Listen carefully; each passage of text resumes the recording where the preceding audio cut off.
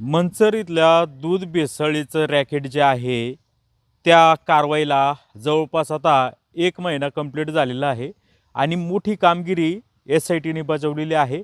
काल मध्यरात्री अनेक ठिकाणी म्हणजे पारनेर तालुक्यात असतील, जुन्नर आपल्या आंबेगाव तालुक्यामध्ये असतील किंवा शिरूर तालुक्यामध्ये रात्रभर छापे मारण्यात आले आणि तब्बल 10 नवीन आरोपींना बेड्या ठोकण्यात आल्या।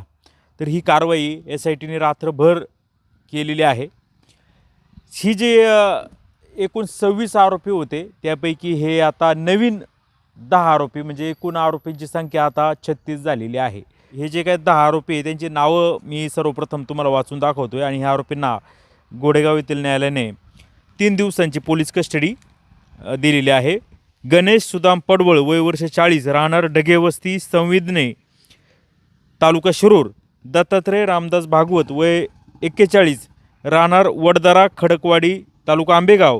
संतोष बबन मोरे वय वर्ष 43 राहणार शिरापूर तालुका पारनेर जिल्हा अहमदनगर अहिल्यानगर। आनंदा मारुती पवार वय वर्ष 56 राहणार टाकळवाडी तालुका खेड। रविराज बबन थोरात वय वर्ष 32 राहणार चांडोली बुद्रुक तालुका आंबेगाव। कुलदीप प्रकाश पवळे वय वर्ष 36 राहणार पेठ संभाई वस्ती तालुका आंबेगाव। राजेंद्र भगवान सिनलकर वय वर्ष 45 राहणार लोणी तालुका आंबेगाव। ओंकार पोपट गिरवले वय वर्ष 28 राहणार देऊळगाव सिद्धी जिल्हा अहिल्यानगर। आशिष विठ्ठल लोंढे वय वर्ष 30 राहणार लोंढेमाळा एकलरे तालुका आंबेगाव। सतीश महादू वाबळे वय वर्ष 47 राहणार चांडोली खुर्द तालुका आंबेगाव। आता ही या 10 आरोपींची नावे आहेत, म्हणजे याच्यामध्ये देखील आंबेगाव तालुक्यातल्या आरोपींची नावे या यादीमध्ये जास्त आहेत। मला वाटतं 1 2 3 4 5 6 आरोपी 10 पैकी आंबेगाव तालुक्यातले आहेत, बाकीचे इतर आहेत। तर आता याच्यामध्ये ह्या कशी कारवाई झाली का जो सुशांत हिंगे आहे त्याला अनेक दिवसाची पोलीस कस्टडी मिळाली होती, नंतर त्याला न्यायालयीन कस्टडी मिळाली, परंतु नंतर SITने पुन्हा एकदा त्याची पोलीस कस्टडी मागून घेतली। त्यामुळे येरवड्यावरून त्याला आता मंचर या ठिकाणी आणण्यात आलं आहे आणि गेल्या 1-2 दिवसापासून तो मंचर या ठिकाणीच आहे।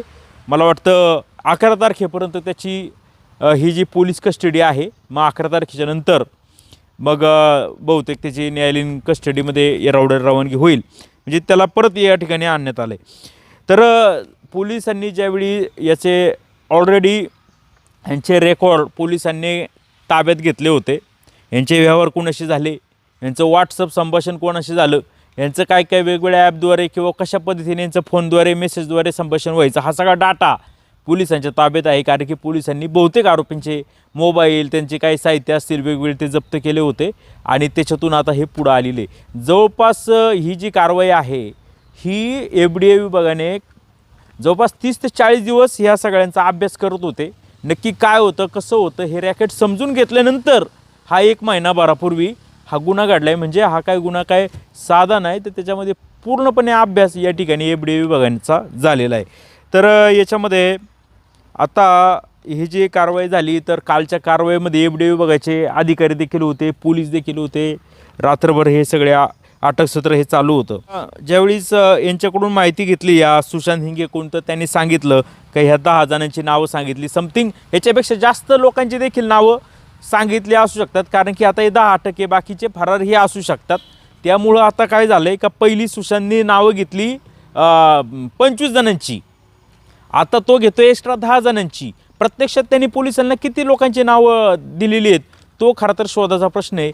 ती 10 असू शकतात, 20 असू शकतात, 100ही असू शकतात, कारण की पोलिसांनी आता तात्पुरते हे आपल्या पारनेर किंवा शिरूर किंवा आंबेगाव इथल्याच लोकांना अटक केलेली आहे। त्यामुळं आता याच्यामध्ये जे काय आहे आणखी देखील आरोपी निष्पन्न होऊ शकतात आणि त्यामुळे हे जे भेसळखोर आहे त्यांचे नक्कीच धाबे आता हे दणाणलेले असतील या कारवाईमुळे। कारण की यांना वाटत होतं की काय झालं आहे त्या पोलीस अटक करत नाही, 26 पैकी 13च अटक केलेत, बाकीचे मोकाट आहेत, आपल्याला काय आपल्या पाठीमागं कोणतरी राजकीय नेता आहे किंवा आपल्याला काय सगळं आहे, काय होणार नाही, आपल्या हातवरपर्यंत आहे, आपण ज्यांना दूध घालत होतो त्या डेऱ्या खूप मोठ्या आहेत, त्या वेगवेगळ्या वजनदार लोकांशी संबंधित आहेत, त्यांचे राजकीय संबंध आहेत, असं याच्यामध्ये ही लोक वावरत होती। आणि त्यांना जोरदार एकदम जोरका झटकाच हा काल रात्रीच्या कारवाईमुळे बसलाय. माहिती घेतली तर व्हे पावडर किंवा इमल्सिफायर एवढेच शब्दप्रयोग आपल्याला माहिती होते. SML काय पावडर असते वगैरे हे सगळं माहिती होते, परंतु आता याच्यामध्ये एक नवीन रसायनाचं ॲड झालेलं आहे. कारण की ज्यावेळी गोडेगाव न्यायालयामध्ये ह्या सगळ्या 3 दिवसाची पोलीस कस्टडी यांनी तपास अधिकारी महादेव वाघमाडे मोडे यांनी मागितली, त्यावेळी आरोपींच्या वकिलांनी कडाडून विरोध केला की तुम्ही सगळं जप्त केलं आहे, सगळे आमची कागदपत्र जप्त केलेत, मोबाईल जप्त केल्यात, मग कसली कस्टडीची गरज नाही वगैरे वगैरे. तर त्यांनी असं सांगितलं वाघमोडे यांनी का त्यांचं म्हणणं आहे का हा जो फॉर्म्युला आहे हा 100 लिटर पाण्यामध्ये काही किलो व्हे पावडर, त्याच्यामध्ये काही मिलीग्रॅम हे सगळे अल्फॉक्स नावाचं अल्फॉक्स 200 असा उल्लेख कोर्टामध्ये तपास अधिकारी यांनी केला. तर अल्फॉक्स 200 काय आहे, हे इंडस्ट्रियल लेवलचं हे रसायन आहे आणि अतिशय घातक आहे.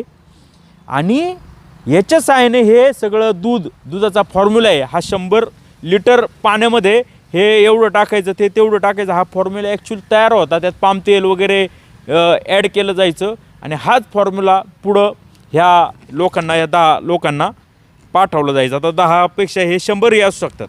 तर ही जी लोकं आहेत याच्यात हे अटक करण्यात आली, त्यापैकी बरीचशी लोकं हे शेतकऱ्यांकडून दूध घेणार, बल्कुलरमध्ये चिल करणार आणि मोठमोठ्या डेअऱ्यांना दूध पाठवणार अशी आहेत. तर याच्यामध्ये खूप ख्यातनाम बड्या डेअऱ्या आहेत, त्यांना ह्या लोकांचं हे नकली दूध असलेलं भेसळीचं हे दूध हे जायचं. तर त्याचा देखील तपास अजून व्हायचा आहे. तर याच्यामध्ये हे पहा बघ, हे पोलिसांनी ज्यावेळी हे सुशांत हिंगे असेल किंवा त्याचे मोबाईल चेक केले, त्याच्यामध्ये व्हॉट्सअप संभाषण वगैरे पाहिलं, त्याच्यामध्ये कोडवर्डची भाषा, कोडिंगची भाषा वगैरे यूज केली जायची. कारण की नावं देखील अर्धवट दिली जायची. पोलिसांना हे समजत नव्हतं काय, तर मग पोलिसांनी हे सगळं कोडिंगची भाषा वगैरे याचं सगळं ॲनालिसिस फॉरेन्सिककडून करून घेतलं आणि त्याच्यामध्ये अतिशय भयानक असं आलेलं आहे. त्याच्यामध्ये काय कशी त्यांची चॅटिंग व्हायची, त्याच्यामध्ये काय कोणत्या शब्दासाठी कोणता कोडवर्ड यूज केला जायचा ते सगळं समोर आलेलं आहे. अजून तरी पोलिसांनी ते काही अजून दाखल केलं नाही, परंतु न्यायालयामध्ये आरोपपत्रासोबत पोलीस दाखल करतील आणि ते खरोखर हे डेंजरस असं आहे. कारण की ह्यांच्या सगळ्या ही कारवाई होण्यापूर्वी देखील समजा कुठं संभाजीनगरला कारवाई झाली किंवा कुठं बीडला कारवाई झाली तर त्याचे पडसाद यांच्या व्हॉट्सअप ग्रुपमधल्या मेंबरमध्ये व्हायचे. मग तो म्हणायचा तिथं कारवाई झाली, आपलं कसं व्हायचं, मग कोणतं काय करायचं, कसं करायचं, म्हणजे याच्यात सगळे हे टेक्नॉलॉजी हे वापरली जायची.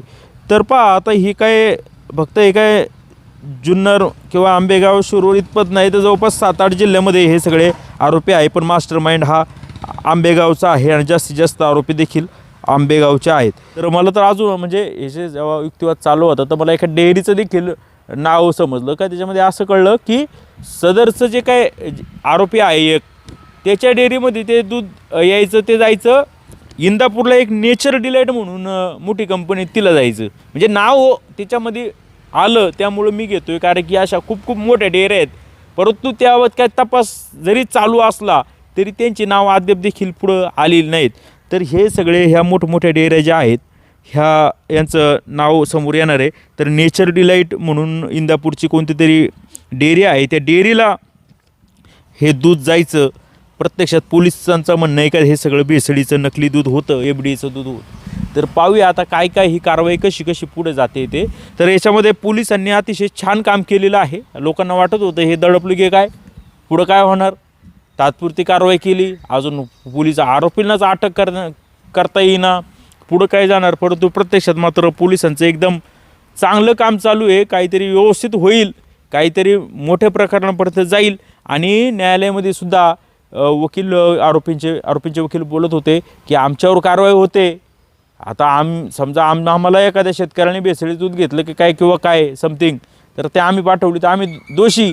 तर मग समजा हे जर दूध मोठमोठ्या डेअऱ्यांना जातं, त्या डेअऱ्यांवर कारवाई का नाही, असा देखील प्रश्न त्या ठिकाणी आरोपींच्या वकिलांनी उपस्थित केला. आणि तो खऱ्या अर्थाने बरोबर देखील आहे. जर हे दूध जर मिळतंय, तुम्ही भेसळखोरांना पकडताय जे भेसळ वगैरे करतायत, परंतु हे दूध जात होतं कुठं, ह्याचे धागेदोरे कुठपर्यंत आहे, त्या डेअऱ्यांपर्यंत FDA किंवा पोलीस कधी पोहोचणार असा देखील विषय आहे. काहीतरी पोलीस देखील व्यवस्थित चौकशी करत असतील किंवा काहीतरी उद्या समजा एखाद्या डेअरीवर कारवाई केली असतं, त्या डेअरीवर समजा 2 लाख 3 लाख लिटर जर दररोजचं दूध संकलित होत असेल, तर मग त्या दुधाचं काय? शेतकरी सगळ्या शासनाच्या विरोधात जातील. हे 3 लाख दुधाचं करायचं काय? असं देखील हे असू शकतं. त्यामुळं पोलीस कदाचित किंवा काय जे FDA विभाग आहे ते या कारवाईमध्ये काहीतरी थोडंसं हळूहळू स्टेप बाय स्टेपमध्ये चाललेलं आहे. अशा स्वरूपाची कारवाई आहे. आणि हे दुधाची आता ही सगळी 10 जणांची आजच आपण पाहिली वरात या ठिकाणी आणली होती. सगळ्यांना पकडून काही ना दोरीने बांधलं होतं. परंतु हे दूध हे भेसळ करत होते नकली.